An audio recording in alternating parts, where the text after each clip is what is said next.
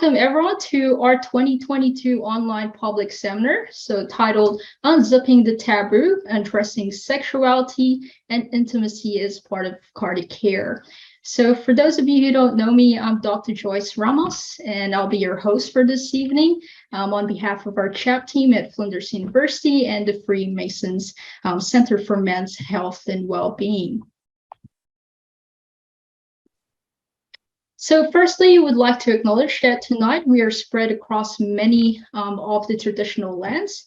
We pay respect to all traditional owners of these lands and those who, under custodial law, are charged with nurturing and protecting country.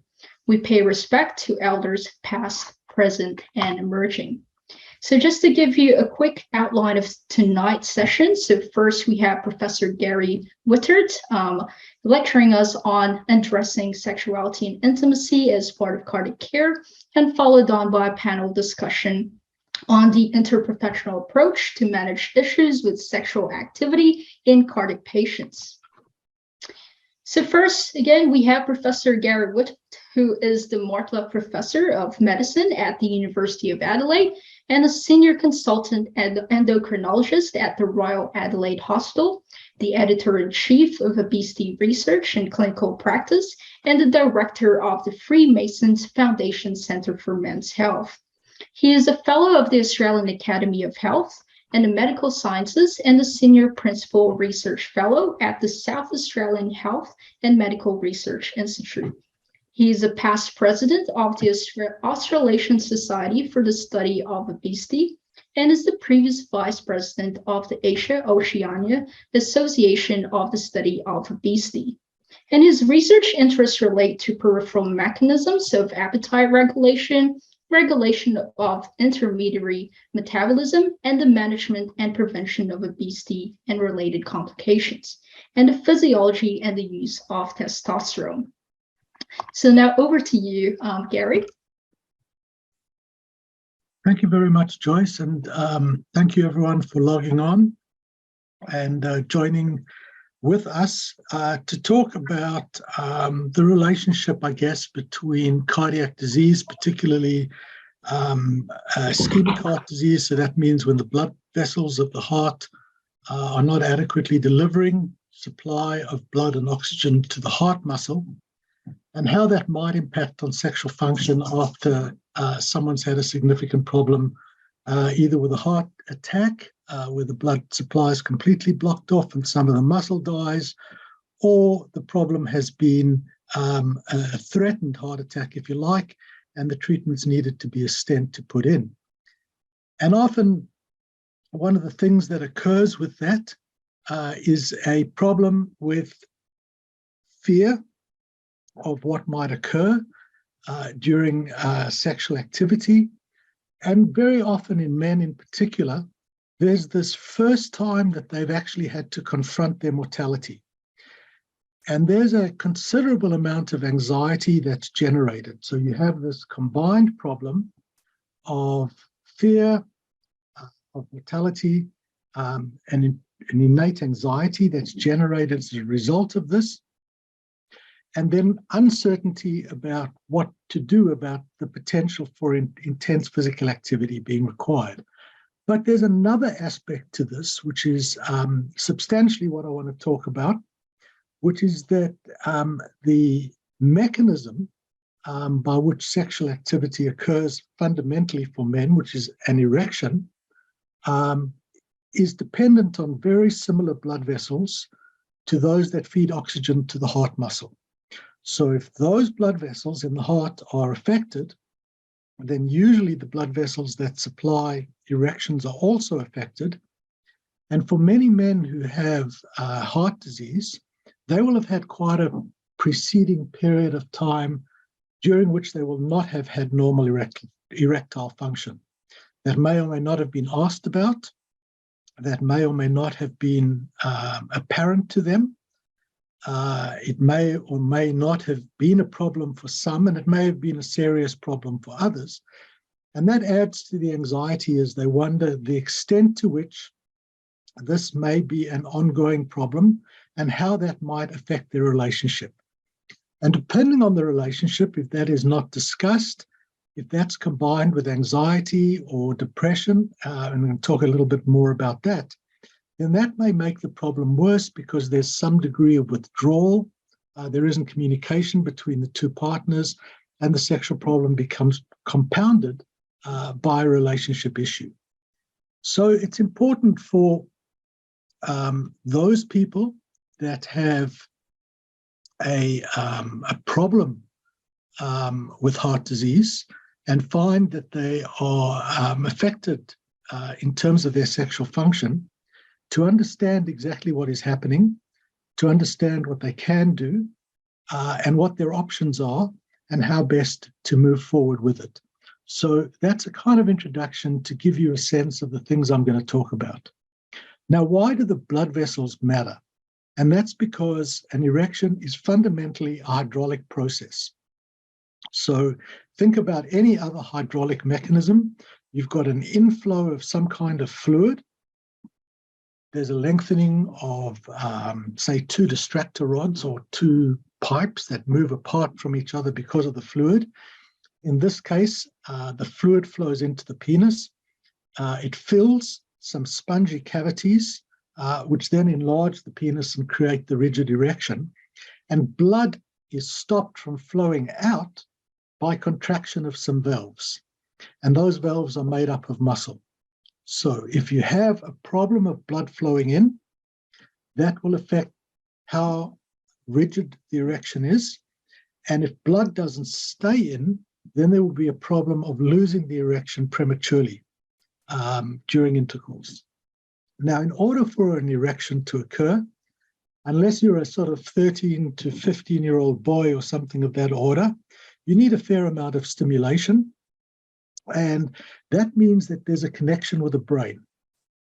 So there's touch, so local tactile stimuli, there's visual stimuli, there's smell, there's erotic thoughts, there's visual imagery, and all of those stimuli lead to a change in chemical messengers that make the blood vessels in the penis open up and blood flows in. When sexual activity is completed, then the reverse occurs. Blood vessels, the valves open, blood flows out, and then there's no longer an erection.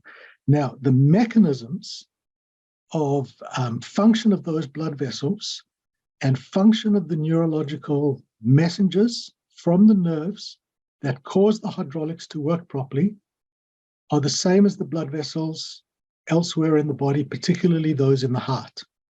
So if blood is not flowing properly in the penis, you can bet it ain't flowing properly around the heart. And the treatment for one is a treatment for the other, except we don't really put stents in the penile vessels. But the mechanism of contraction and relaxation is going to be affected by many of the similar factors. So what are those factors that are common between cardiac disease, talking about ischemic cardiac disease, so where there's a blood flow problem and a blood vessel problem, and erectile function?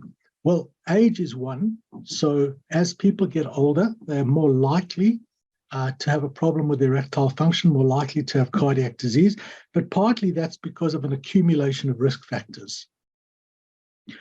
One of the biggest factors is abdominal fat. Now, that means how much fat you have deep within your abdomen and how much that is sort of kind of like pushing your belly into this keg shape.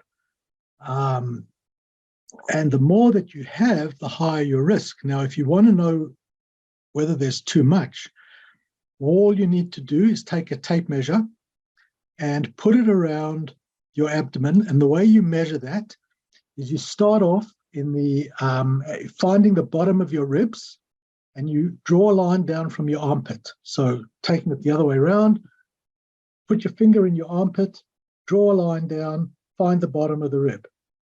Remember where that is. Keep the line going down and find the top of the hip. Halfway between the bottom of the rib and the top of the hip is kind of a narrow point. Put the tape measure around there and look at it from the side. So the waist is not where your belly button is. It's halfway between the bottom of the rib and the top of the hip. Putting the tape measure around there, It should be less than 95 centimeters. If it's more than 95 centimeters and you're a Caucasian male, then you have a problem. You have too much fat in your abdomen. If you are a male from Southeast Asia and one of the countries in that area, then the cutoff is more like 90 before you start getting too much fat. So your ethnic origin does make a difference. Other factors that are important are the amount of alcohol that people drink. So if you're drinking way too much alcohol, that's going to be a risk factor. And then a condition called obstructive sleep apnea. Now, obstructive sleep apnea occurs when people, obviously when they sleep, the mechanism that holds the airway open so that breath goes in and out becomes defective. So what happens is there's a partial collapse of the airway, and when that happens, that's a snore because air is moving across and it's vibrating the soft tissues in the airway, and that vibration causes the snore. But if the collapse is almost complete or complete, then air can't actually pass through in enough quantity to prevent the oxygen level in the blood from dropping. So when you get that disturbance of flow and a fall in oxygen level, that's called either a hypopnea if it's partial or an apnea if it's complete. Now, for many men, and often for women who have this condition, this may occur 30 or more times an hour. So that means effectively half of an hour, you're not getting enough oxygen into your blood to support the normal functions that need to occur. And we see sometimes this happening 50, 60, or 70 times. And they can be short, 10, 15 seconds, which is why you can exceed 60 times in an hour. But that means for most of an hour, someone's not getting enough oxygen. And 1 in 2 men over the age of 40 have this condition. It's genetic, so you can get it in people that don't have a problem with being overweight or obese. And it's much, much more common in people who have diabetes. And in fact, it's bidirectionally related. What that means is that if you have diabetes, you're more likely to have sleep apnea. If you have sleep apnea, you're more likely to have diabetes. And sleep apnea is linked to high blood pressure. High blood pressure is linked to heart disease. Diabetes is linked to heart disease. And sleep apnea is probably an independent risk factor as well. That's a little bit more hard to show. Another major risk factor, which I've already talked about, which is linked to problems with erection and heart disease, is diabetes, particularly type 2 diabetes, and depression. And I'll talk a little bit more about depression in a little bit. So those are the main factors. What's not a factor is testosterone. So testosterone is related to sexual desire, but it's not related to erections. Obstructive sleep apnea is strongly related to sexual desire. So if you have it, sexual desire tends to be lost. Depression is related to low sexual desire, stress, lots of abdominal fat. Those are the sort of factors that are associated with low sexual desire. So that if someone has obesity, and let's call it by the waist circumference measurement method, which is most closely related to the risk for heart disease. If you're healthy and lean, you tend to have very good erectile function at any age. If you're healthy and obese, then it's only a little bit worse than it is in healthy, lean people. But if you have abnormal metabolism, so high blood sugar, high blood fats, which is another major factor for both coronary artery disease and erectile dysfunction, and you have a high blood pressure, as you add each of these factors to obesity, you get worsening erectile function. And of course, this parallels what's happening in the blood vessels of the heart and with the risk of heart disease. Now, I used the word bidirectional before in relation to diabetes and sleep apnea, but there's also this bidirectional relationship between depression and erectile dysfunction. So if someone has strong symptoms of depression or feels very depressed, that increases the risk of erectile dysfunction by 39%. If someone has erectile dysfunction, then the risk of having depression is almost 3 times higher in those people who have no erectile dysfunction. And erectile dysfunction is increased in men with diabetes, and particularly in men with diabetes and a high burden of depression symptoms. And this is important because depression and diabetes are bidirectionally related, and that might have something to do with inflammation. So you start to see a pattern here. If you have heart disease, you can become depressed as a consequence. If you have diabetes, you have a higher risk of depression. If you have sleep apnea, which is bidirectionally related to diabetes, you have a higher risk of depression. If you have depression, you have a higher risk of erectile dysfunction. If you have erectile dysfunction, you have a higher risk of depression. And if you have depression or anxiety and you've had a heart attack, you have a much higher risk of having a subsequent heart attack. So that is a very important risk factor for people to think about and have addressed if they are wanting to both optimize their cardiac health and optimize their erectile function. Now, if you think about some of the factors that are beneficial or harmful in terms of lifestyle, diet is very important. And a healthy dietary pattern protects against erectile dysfunction and protects against heart disease, and that's independent of weight loss. So at any weight, if you can improve your diet, you can get a better outcome for blood vessels in general, whether they're to the penis or to the heart. What do I mean by a healthy diet? Well, it's not what the television tells you is healthy or what the cereal box tells you is healthy. It's what grows in the ground or walks with its mother before it arrived on your plate. In other words, real food, and not too much of it. So most people need 3 meals a day, breakfast, lunch, and dinner, no more than that. Snacks, well, snacks are for little children who can't eat much at every meal and need to grow. Pregnant women, much the same applies. They can't eat a lot at each meals, and they need it quite a bit to support the growing baby. So they need more meals and snacks. Very elderly people, for the same reason, they can't eat a lot at each meal and they have to meet their requirements. And athletes and hobbits. So if you're not one of those, then you don't need snacks. And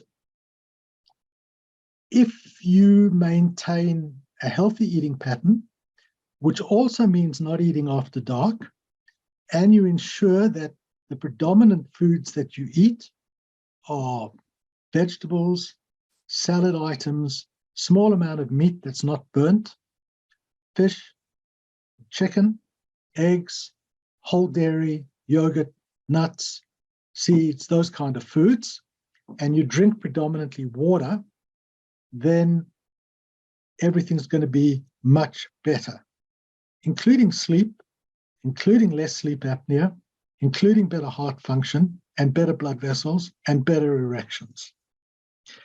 And people who eat a healthy diet have also been shown in studies in Australia to be happier as well as healthier, which kind of makes sense. What about alcohol? There's this information that sits out there that alcohol is good if you've got heart disease and red wine is good for your heart. Well, the evidence for that is pretty weak. Maybe a little bit, but it's not that great.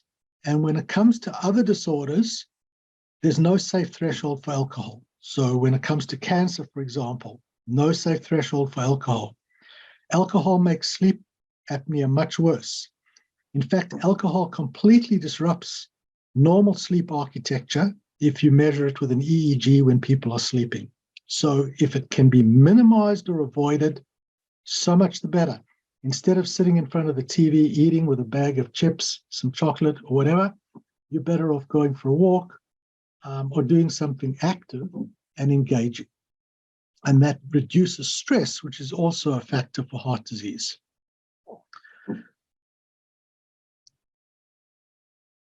Physical activity is extremely important. And the more that you do, the better it gets.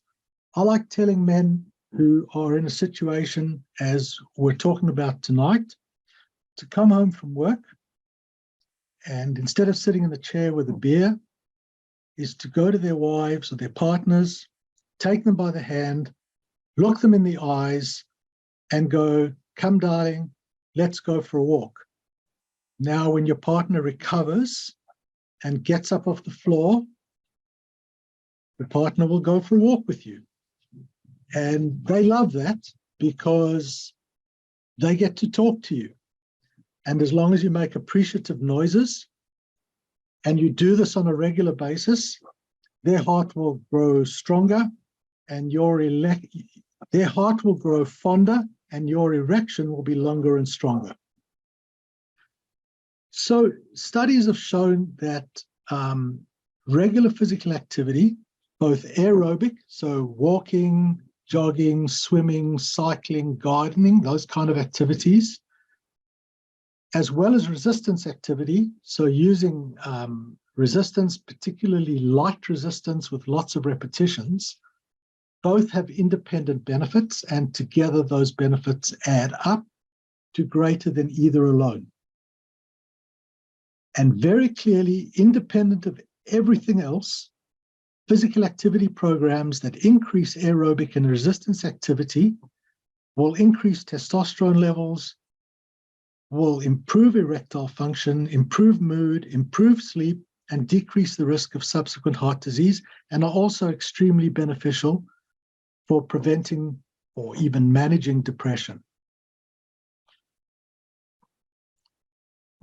So I think it's extremely important also to mention that to maintain healthy sexual activity means that you're maintaining a connection with another person that's critical for that relationship and is also critical for health, because regular sexual activity has a whole range of benefits for different parameters within health. Now, sometimes it may not be possible, or there may be some concerns about it, and it's important to have a very clear relationship with your partner and to remember that any form of sexual activity involves two courses, like any good meal. There's an outer course and there's an intercourse. And the outer course is the closeness and the connections as part of, if you like, foreplay, for want of another word. And for many people, and particularly for women, that is a very important part of being connected, and maintaining that connection ultimately helps for recovery of erectile function as all the other components start coming into play.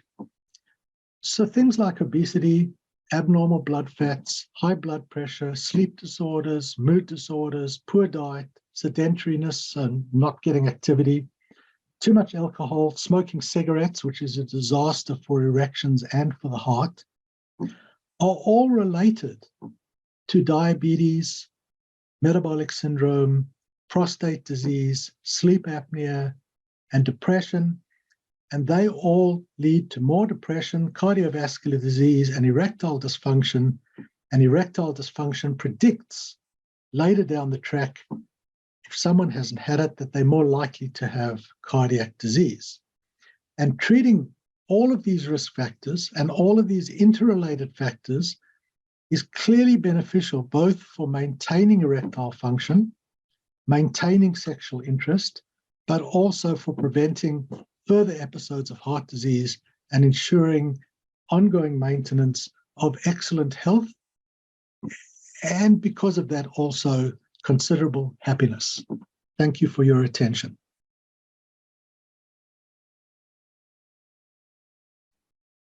Thank you very much for that, Gary. Wonderful insight. Does anyone have any questions for Gary at this stage? Please put your hand up if you have a question for Gary.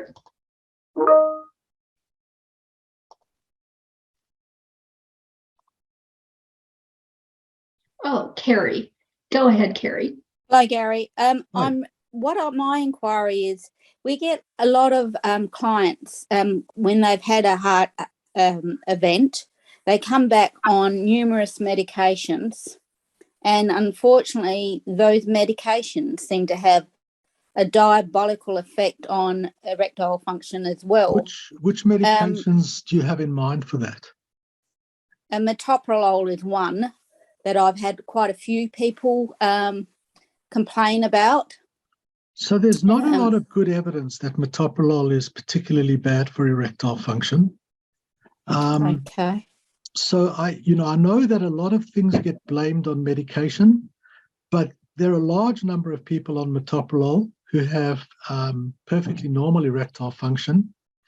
And I think a lot of the erectile dysfunction is more an issue of anxiety and the concomitant problem of all of the risk factors that may or may not be properly addressed. That's not to say for some people it's completely blameless, but I wouldn't be inclined to hang it on the metoprolol. The other point is that there's often some reticence in prescribing PDE5 inhibitors for men after myocardial infarction. They're actually perfectly safe unless there's some unstable cardiac disease and a risk that they might have to take nitrates. But in the absence of nitrates, they're perfectly safe, and I would encourage them because the more you use them, the better the effect gets.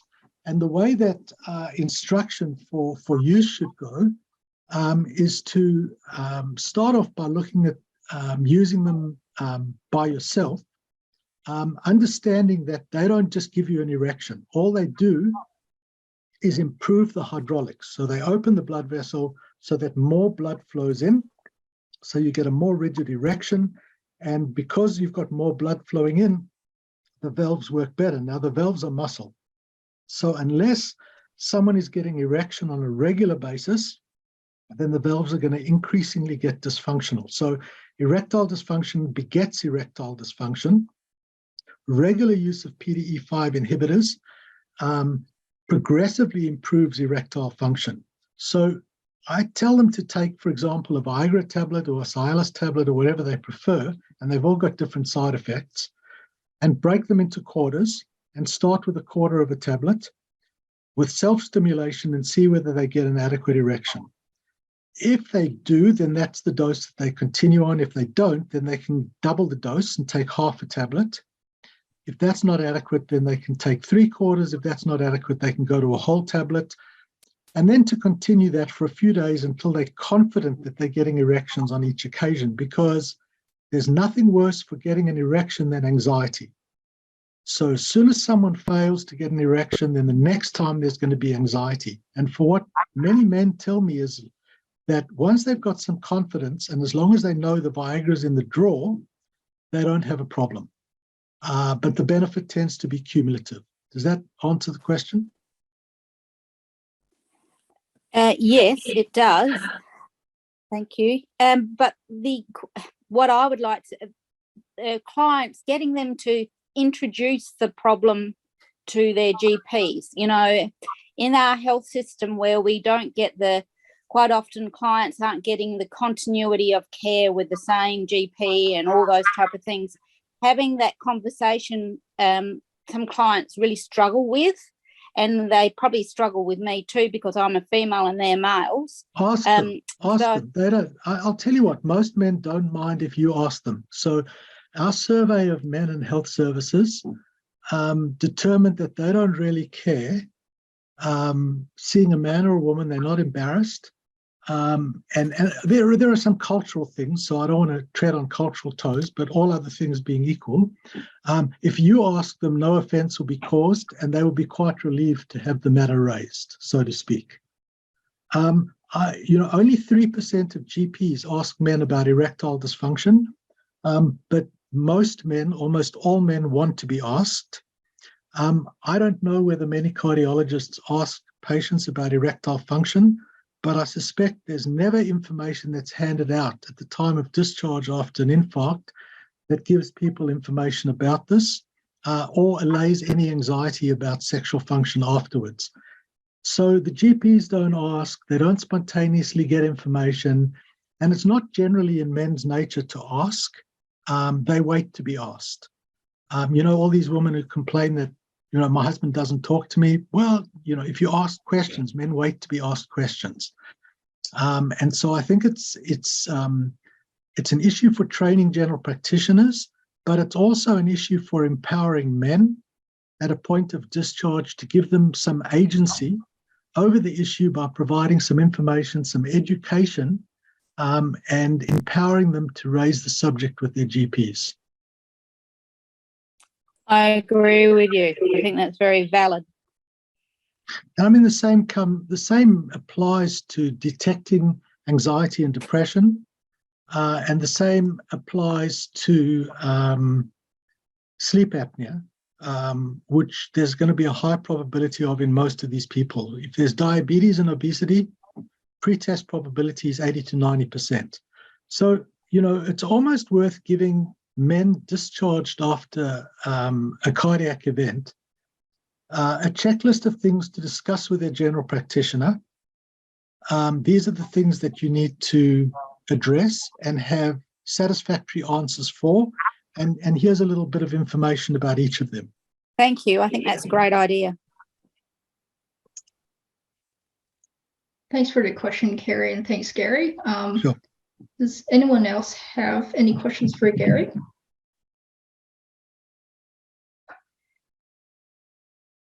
Gary, you mentioned that metabolic syndrome has an association with erectile dysfunction. Is that something that you then try to detect early on in your patients? Yeah, I mean, erectile dysfunction is like a canary in a coal mine. If someone's got a waist circumference of greater than 95 centimeters and their triglycerides are, 2.2 or 3, fasting glucose is 6.1, and they subsequently rock up 2 years later with diabetes and 3 years later with a heart attack, I think they could be entitled to be very upset and ask some serious questions about whether duty of care was exercised, because that is indication to prevent something bad from happening. And there's some very simple things that can be done at that point to improve sexual function and to prevent the subsequent events from occurring. But if they're not asked in the first instance, then the opportunity is lost. Now, I can't convince most men about subclinical coronary artery disease because it's meaningless to them. They have no symptoms. So if I say to someone who's got these risk factors, you could be putting yourself at risk for a heart attack, you could be building up clots in your, plaque in your blood vessels, and then you'll get a clot, and then you'll get a heart attack or something like that. But if I connect it to the erectile function, they care, they take notice, and they will take some action. And when communicating with men, I think you have to use very direct language, use humor, and break the tension around the issues, and you will generally get a lot of traction. We're kind of binary creatures, we deal with yes or no. So make the choices simple, make the information clear. Great advice to the second part of this session, which is a panel discussion. So within this panel discussion is just give us insights on how different professionals help to manage issues with sexual activity in cardiac patients. And so in this panel, we have a physician. So again, Professor Gary Wittert, a cardiac nurse, Mr. Frank Cercelli, a research psychologist, associate professor Ivanka Pritchard from Flinders University, a pharmacist, my wonderful colleague, Dr. Lemlem Garber-Michael from our CHAP team, and an exercise physiologist or an allied health professional, Associate Professor Brett Gordon from La Trobe University, and a dietitian, Ms. Lauren Sturley. And this panel will be chaired by John Foote, again, another wonderful colleague of mine from the CHAP management team. So over to you now, John. Okay, thank you very much, Joyce. So the first question, given that you've been speaking about that, Gary, I'll just read that out. You partly covered it, I think, in your answer, but the main point being, how do you identify that a patient is suffering from sexual activity issues, and what are the common questions you would ask, or how would you initiate that conversation? I think you probably covered that. Do you have anything to expand on that? Or no, I would just, ask it the same way I asked anything else. Are you having any problems with sexual function? Many people confuse libido with erectile function, and I try and explain the difference between sexual desire and erections. And if they are vague and evasive, then I'm a little bit more direct, but essentially give them license to discuss the matter and then guide them through what the specifics are, whether it's achieving an erection, whether it's maintaining an erection, how long it's been going on for, and that leads into a useful discussion about a range of issues and strategies to manage it. Most people are very grateful. Sure. Okay, that's fine. I think you probably touched on a fair bit, so I won't ask you anything else. I think you've covered that pretty much. The next question is for Frank. Good evening, Frank. Good evening. What are the most frequently asked questions by male patients about their sexual health concerns? Thank you, John, and welcome everyone, and thank you for this opportunity to speak. They generally, clients are fairly quiet when they come in regards to this particular matter. It does become a little freer when their partners are with them in that initial assessment. So that is always a good thing. But after their acute coronary event and their stabilisation, their interventional work and returning home, there's a lot of anxiety. There's a lot of issues in regards to their confidence and generally getting back to normal activities. So they'll go around the question. They'll talk about, when can I start walking? When can I go back to work? When can I start playing golf and head back to the gym? And they're good questions, because they're about slowly graduating an exercise regime and getting them back to the function that they were previously in a safe and a controlled manner. So I suppose what's important is that they understand that it is a graduated process. We do expect things to take a little bit of time to heal and the muscle to get back to normal function. So it's important that they have an understanding that that also applies to their sexual health. Generally, it's the partners that will bring up the concerns on behalf of their husbands or partners, and the concerns about symptoms. The concerns are about having another heart attack, and rightfully so, and a natural concern. We just need to reassure people that there's a very low incidence of that happening again. And as long as they're acutely aware of their signs and symptoms and have a good understanding of their chest pain action plan, they should be ready for any foreseeable complication at any type of activity, including sexual activity. Sorry, go on. Some males will go straight to the Viagra question, and that's usually what you're combating in these types of clinical settings. And these are probably more heart failure type clients, more unstable type clients, and they obviously need a bit of education, or a lot of education reinforcement in regards to the importance of taking necessary precautions in symptoms and symptom management, being on those particular medications. Given the amount of time you have for cardiac rehab, how much of that time does it occupy? Yeah, not a lot in the cardiac rehab sphere, but certainly in the heart failure sphere, yes. And generally they're on their own, and they're a fair way down the the journey in regards to managing their heart failure. So it's just emphasising to them the importance of stable and unstable conditions, and the unstable ones need to get back to their GPs and cardiologists, stabilise their condition, and then move forward from that perspective. But alleviating anxiety in that initial cardiac rehab phase from a healthy sexual relationship, it's very important to emphasise with them it's only a short-term stopgap measure until we get to some mild to moderate activity in a controlled, monitored setting under the supervision of someone like ourselves and physiotherapists, and getting that confidence back.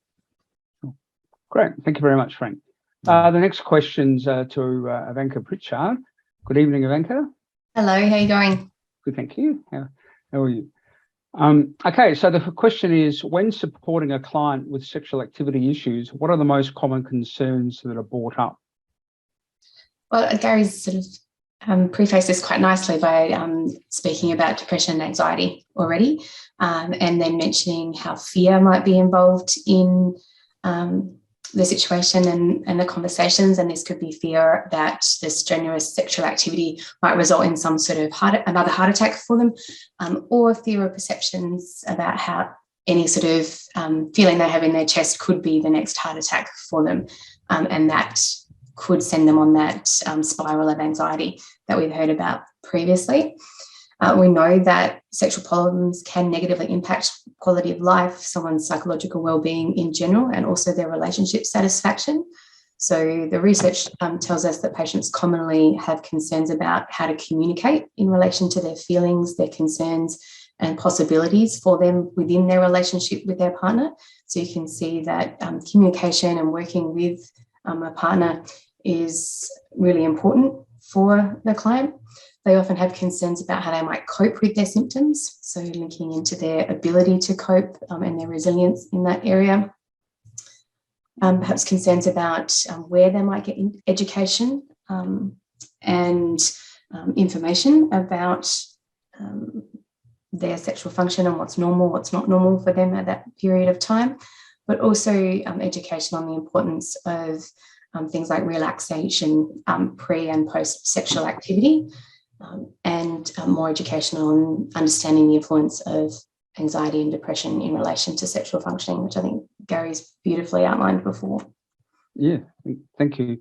So within health psychology, is there a model of care that is used to help guide supporting a client with those issues? Is there a sort of a standardized path for that? Lots of the treatment within psychology is individualized to a particular client or patient.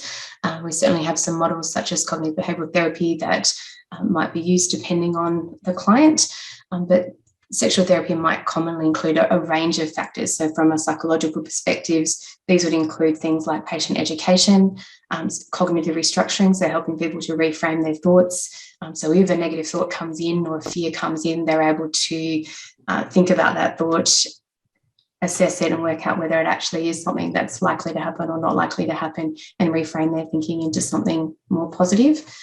Working with clients on emotional support, and perhaps even helping with guided imagery, so to help them with that relaxation factor to reduce the anxiety that was mentioned previously as well. There are a few other models that relate to just ensuring that open-ended questions are asked to facilitate discussion about sexual concerns. So actually what Gary mentioned before in terms of any health professional asking the question of their client, and they'll be happy to answer, but sometimes it can be hard for people to bring that up themselves. And there are a range of validated questionnaires or diaries that could be used to assess sexual problems as well in the field. But in general, we probably suggest a multifaceted approach, which does include things like exercise training, risk factor reduction strategies, along with psychological counselling to sort of get an optimal effect. And then if someone is noticing that a patient is still struggling or struggling quite a lot, then referring them on to a clinical psychologist for further support would be beneficial as well. Sure, thank you. That's very comprehensive. Good evening, Lem. Gubra Michael, who is one of our colleagues at CHAP as a pharmacist. So it's great to have someone around like that who can advise us on the myriad of treatments around cardiac failure and all the other associated diseases. So my first question is, what are some of the most common challenges male patients with sexual activity issues face after a heart attack with regards to medications? Thank you for having me, and nice to see everyone here.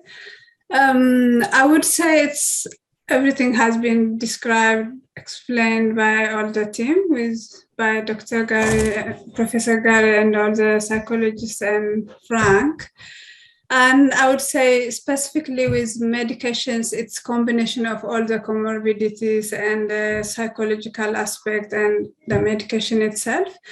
So if the risk factors or the psychology, the fear, the depression, anxiety, and all the conditions that will increase the decrease sexual activity are addressed, I would believe the effect of medications are minimal. But I wouldn't say it's conclusive for everyone, because different people have different mechanism or effect or psychological aspect of it. So there could be medications that can affect sexual activity. And if the patient comes up with specifically with clear knowledge of it could be this medication that's causing less of my sexual activity, I think I would suggest to discuss with their GP or cardiologist and consult psychologists for that. And then I would say they will be resolved, either the medication will be changed depending on the effect, or it could be the timing of the medication when they need to take it, or it could be reduction of dose of the medication they are taking, which can fix the issue. Can I ask Lemlin a question? Yeah, sure. Lemlin, it seems to me that the offending medications are often not the cardiac meds, but other medications that people are on. So things like pregabalin, or gabapentin, opioids, and SSRI antidepressants, which are so commonly prescribed and very clearly associated with erectile dysfunction, that may be more of an issue and worth identifying. What do you think? Yeah, absolutely agree. Blood pressure medications are also associated as per studies. And SSRIs, antihistamines, oral contraceptives, lots of medications that are not cardiac are also affecting this activity. I agree totally with that.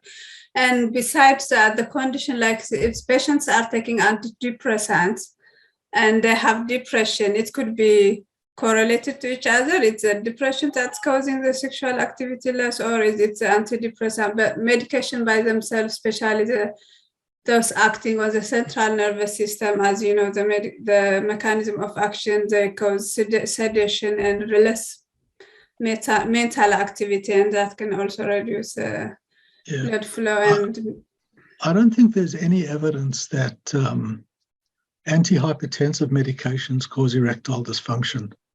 I used to think that thiazides did it, but within the last year or so, there has been a very comprehensive analysis of this. I think it was from the UK Biobank or somewhere huge patient population.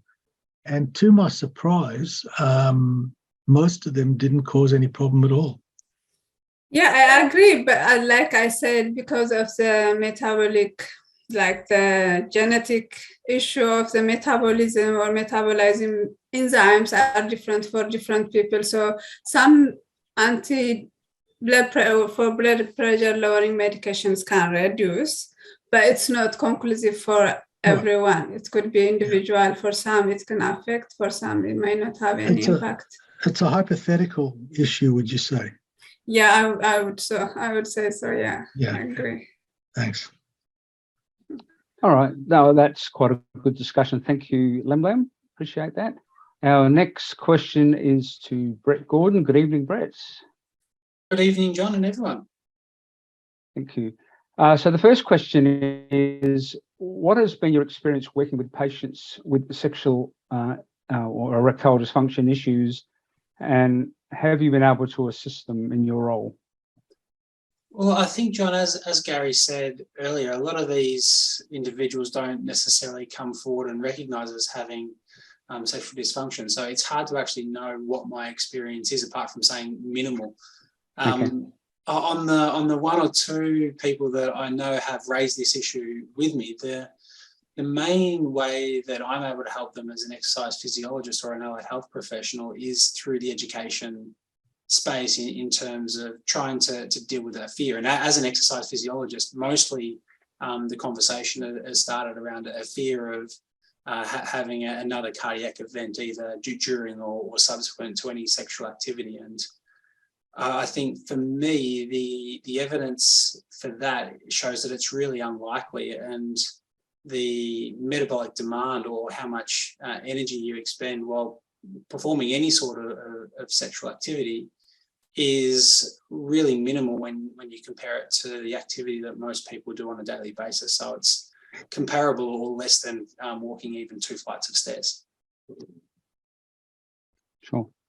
And in the context of what you would normally do as far as an exercise prescription goes, is there anything different, given I think as Gary's mentioned, a lot of this is simply related to atherosclerotic disease in the vessels there. Is there anything in particular that you would prescribe in those situations? No, nothing specifically outside of what Gary mentioned earlier. Aerobic activity is definitely the key part of any treatment program.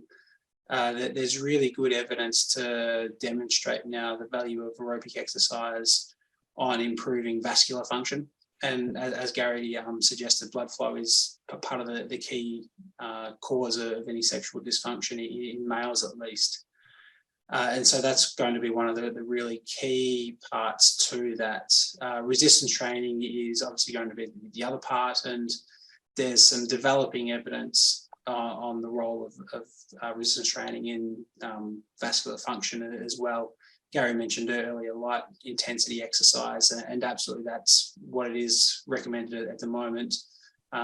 There's some potential data coming out to show higher intensities might be just as beneficial, and on the vascular function front, but then there's also the whole physical function that needs to be considered in terms of that. So it's really important to consider the overall capacity of the individual when you're prescribing exercise, rather than just going with a standard go out and do a 30-minute walk and a generic resistance training program. Actually try and tailor it to what their capabilities are at any given point in time. Sure. Great. Thank you very much, Brett. Pleasure. Okay. Next up is Lauren Stribley. Good evening, Lauren. How are you? Hi, John. How are you? Thank you. Okay. First question. How significant is the impact of diet on sexual dysfunction, specifically in men? Yeah, it's a really good question. And one of those things I think to keep in mind that with many nutrition studies, they are quite difficult to sort of conduct a nutrition study to have enough conclusive evidence to make solid guidelines. So for trying to find a direct link with food and erectile dysfunction, there isn't too much significant evidence. But that said, a lot of the points that Gary mentioned in terms of the different risk factors, definitely food has a very strong role there, whether it be alcohol, weight management, managing blood pressure, cholesterol levels, diabetes, mental health, that we can definitely have an impact there to assist from a food perspective. I think something also of note too, in my experience with cardiac rehab patients, is that sometimes they are maybe looking for a quick fix, and they often are looking at supplements and those sorts of things rather than perhaps changing their diet. They might be looking on the internet and on Google for quick, easy fixes. So something just to keep in mind. I often get a lot of questions about supplements, and probably if it sounds too good to be true, it probably is too good to be true. And probably something to discuss with their GP, their cardiologist, or their pharmacist. But otherwise, working with patients to sort of do the Heart Foundation, the healthy eating sort of pattern, and all those points that Gary mentioned about whole foods, lean proteins. And yeah, that's what we would sort of do in terms of diet and erectile dysfunction. Okay, thank you. That sort of was part of what I was saying about, do you often find that patients are bringing all sorts of weird and wonderful things to you as far as their treatment plan goes? And I dare say the ignorance of often what's in these things is probably the most dangerous thing. The fact that they probably don't work is probably more the very high sodium content and all the other rubbish, I dare say, that is problematic. Yeah, definitely. And I think sometimes, like, quite often we know that most of the population doesn't follow the healthy guidelines in terms of dietary advice, and they are looking for a quick fix. So yeah, that's where telling people to eat more fruits and vegetables isn't really sexy, whereas taking a supplement, people are looking for that something on the internet that's told them that it works, so it must work. Yeah, and notwithstanding the daily adverts from a big chain that if you took basically everything they suggested, you'd probably take 100 pills a day, I dare say. Yeah. So, yeah. And the interactions with other medications and other comorbidities and so forth. Yeah, precisely, yes. All right, thank you very much, Lauren. That is the panel discussion. I will hand it back to you, Joyce. Thank you, John, and all the speakers involved. Thank you very much. So I'll open up. I'll then ask everyone to then ask questions to all our speakers if you have any questions. And I'll start it off. So Brett, my question is for you. So is there a specific symptom limited test that you would recommend prior to, or to kind of tailor your advice as to when someone is ready for a sexual, to then go back to their old sexual activities? Wonderful question, Joyce. I'm not sure that there's one that I would recommend. The most common exercise test is the cardiac stress test. It's suggested that if someone can achieve 4 minutes on the cardiac stress test, then that's exceeding any physical demand that sexual activity might induce. And so if you can get through that 4 minutes without experiencing any symptoms, so chest pain or angina or those types of things, then you're more than likely safe to resume any sexual activity. And if it's not the cardiac stress test, then it's another associated test that exerts that same level of physical capacity. Yeah. Thank you, Brett. And we all know that a lot of the clinics here don't really have the capacity to run stress testing. So is there a particular functional type testing that you would recommend at this stage? No, I think the most common test that's performed within cardiac rehab is the 6-minute walk test. So I think if we were to use that as our marking measure, I think if you can walk about 300 meters in the 6 minutes, then that's going to be around about equivalent to that 4 minutes on the Bruce treadmill test, particularly if there's no, as I said, there's no signs of any cardiac problems at the end of that 6-minute test. Awesome. Thank you, Brett. I was just thinking a little bit more about how you approach the conversation with a client about their sexual activity and whether erectile dysfunction is occurring for them or not. And one thing that we haven't discussed is how we might normalise the experience for clients in this space, and talk about things that, many people have concerns about resuming sexual activity after a heart attack. What do you have concerns about? Or acknowledging that for some people it's not easy to talk about their sexual concerns. No, I yes and no. Ask the question the same way you would ask any other question. Beating around the bush will not produce an outcome most of the time. I think the only way to deal with this is just ask. Are you concerned about sexual function? Are you having problems with your erection? Is this something you've discussed with your wife? Start with one of those and take it from there. I've yet to find the bloke who would not willingly discuss it. Many of my registrars over the years in clinic have been female doctors who are no less capable of asking the question than I do, and they do. And they get just the same kind of response that I get, with no hint of embarrassment or reticence, other than where there's a cultural issue, which we need to be sensitive to. So we need to be very sensitive to people who identify as Aboriginal or Torres Strait Islander, where there'll be, cultural safety issues, and we want to be clear about that. And people from certain countries, sort of devoutly Muslim men and so on, may feel uncomfortable talking to a woman, particularly if there's an interpreter in the room who's from the same community, where it may become difficult. But all those things being put aside, I think being direct is the best approach. Excellent. And slightly different topic, but related question. Gary, what are your opinions about screening for, say, depression or anxiety within these patients as a marker or an indicator of concern? Yeah, I think there's an enormous place for it.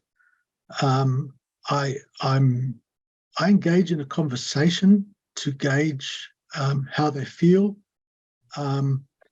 I think we should use, and I probably should use, questionnaires more. I simply use a qualitative approach.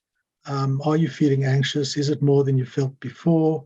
Are you feeling down, depressed, disinterested? For men, the symptoms of and experience of depression can be different.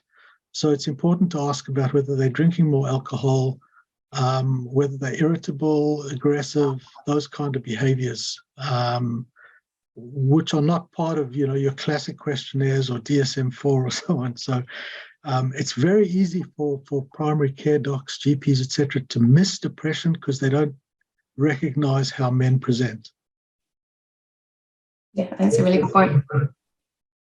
If I can just add to that, I think that's a really important thing to be exploring, particularly when it comes to exercise recommendations. And yes, within cardiac rehab, we're bound to the times of the day in which cardiac rehab is offered, but our advice to exercise shouldn't just be within the actual cardiac rehab program. And I think there's some really important information that we can gain through asking some of those questions to know when is the best time for any individual to exercise that might help them, given the really beneficial elements of exercise and nutrition on depression and some of those other elements. To try and get the best outcomes for the patients might mean to say, right, well, when you're particularly feeling stressed or anxious or whatever it might be, try going for a walk or doing some star jumps or whatever it might be. And particularly in the realms of sexual dysfunction, again, there's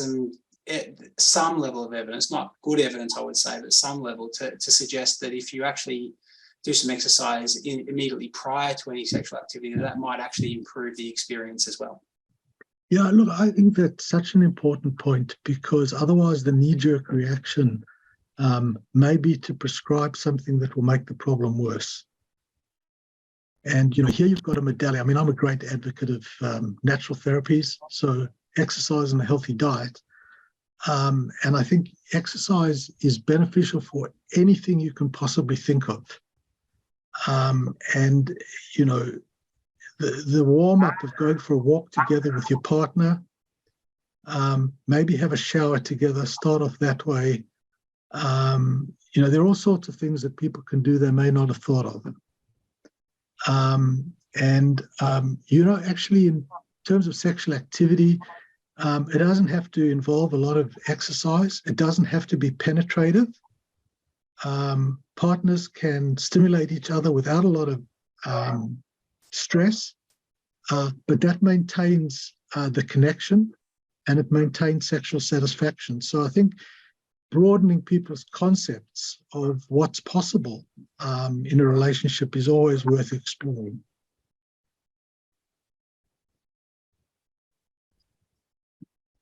My dog likes that fruit. Such music to my ears to hear exercise as an antidote to a lot of things, Gary. It's nice hearing it from you. So my question is, what are the different pathways that you initially developed to facilitate an improvement in your patient's sexual function once you've identified someone who's at high risk or does have erectile dysfunction? Well, I mean, it will depend on what else I know about that person by the time that conversation takes place. Notwithstanding everything I've said, it's certainly not the first question I ask. So it'll come somewhere late in the conversation, at which point I kind of know about the psychosocial stuff. I know the relationship and what that's like, and the food and the exercise and the alcohol and the sedentariness and the work stresses, etc. So I'll pick the low-hanging fruit, and I'll make the connection to what I think they care most about, which is usually the erections, or sometimes it's just getting up at night to pass urine. So it might be sending them off for a sleep study, and I will then link that to no alcohol. Now, I don't make the issue of alcohol ambivalent. I don't ask them to try and decide how much less to drink. I just say, let's go without alcohol for a couple of months, and I want you to come back and be the first person to prove me wrong about this, because everyone else has come back and told me how much better they feel. Let's do the experiment. Now, most men will do it if they say they will. So, or it might be getting agreement to introduce some physical activity to someone who's sedentary. That might just be a home resistance program if that's all they'll do and the weather is bad. I try and persuade them to go walking with their wives using the anecdote I told you before. Because that builds the relationship as well as getting them outdoors, or even go walk around the mall or something like that. Food is also generally non-negotiable. I can give them the information in 1 minute just by going mother growing. 3 meals a day, no snacks, and drink water. And the timing. Stop getting up at night and looking for food kind of thing.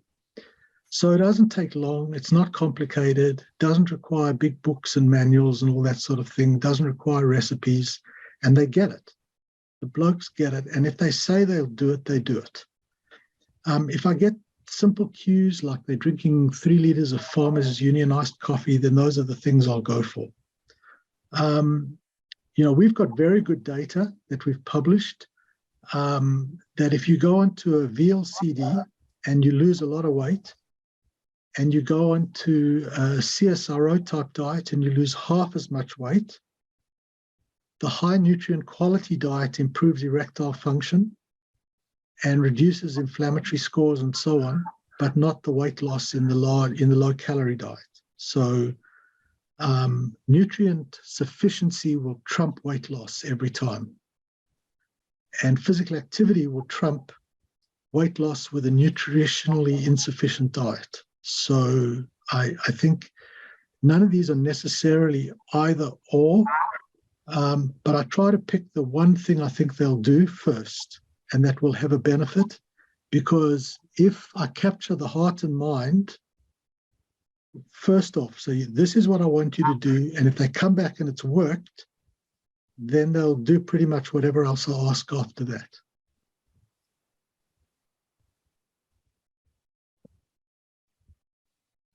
Great. Thanks, Gary.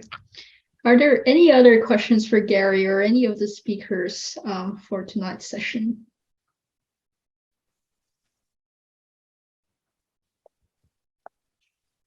Nothing else from you, Brett? We're good. No, I don't think so, Joyce. It's been a good session. Yeah, Awesome. thanks. I've enjoyed hearing from other healthcare professionals. Otherwise, I sort of exist in a bit of a vacuum. Would have been good to have some cardiologists here and ask them how many of them actually ask their patients about erectile function. My cardiologist has never asked me, but there may be a range of reasons for that. Interesting. Yeah, most men actually do want to be asked. My GP's never asked me either. And the other thing about physical activity programs, at least when I had a stent put in, I was sent this really nice invitation to a physical activity program, which was at about 11 o'clock in the morning.